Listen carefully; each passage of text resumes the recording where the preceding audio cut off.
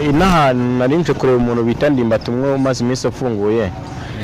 ufunguwe muri iyi minsi sibyo nashaka ngo abasibe yanyishi namwikundisha cye muri filime basi nubwo yankinisha episode imwe basi byonyine ntacyo byabitwara ezi naha wabuzahana tuyese ntago uzahana tuyinaha ntacyo reka ndebe uko nakomeza kubaza ndebe ko naza kumubona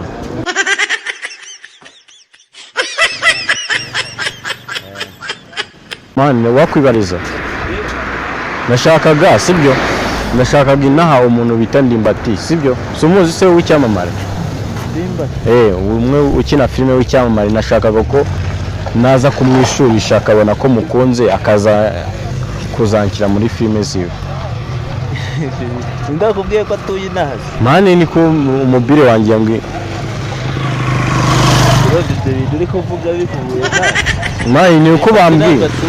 urabigishkore hasa yitwa ngiki yitwa none siko munsi naje muri filime yitwa Ndimbati oya hano yitwa ngiki nyine wakubwiye sense yes man ubwo nibyandaza kwirarira aho ngaho samen nibyandaza kwirarira aho ngaho kabisa nanje kureba umugabo bita Ndimbati umwe bamaze iminsi bafunguye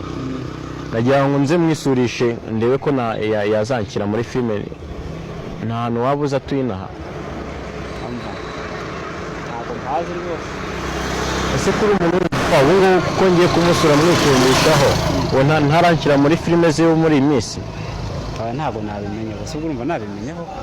nshaka kumwereka amarangamutima y'ukuntu avuye muri gereza umwereka ko mukunze ngira ngo ankire muri filime ze nta rwose kiretse bajije abangaba batuye hafi aha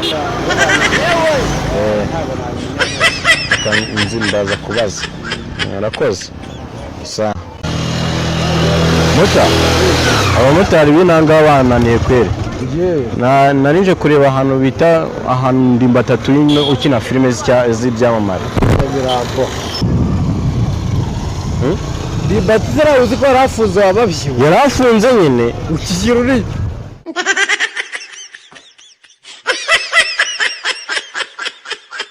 umusaza njye ndashaka ko njye muri filime basi bire umva man mbongo bazi none ubwo ngato ngo baze nyine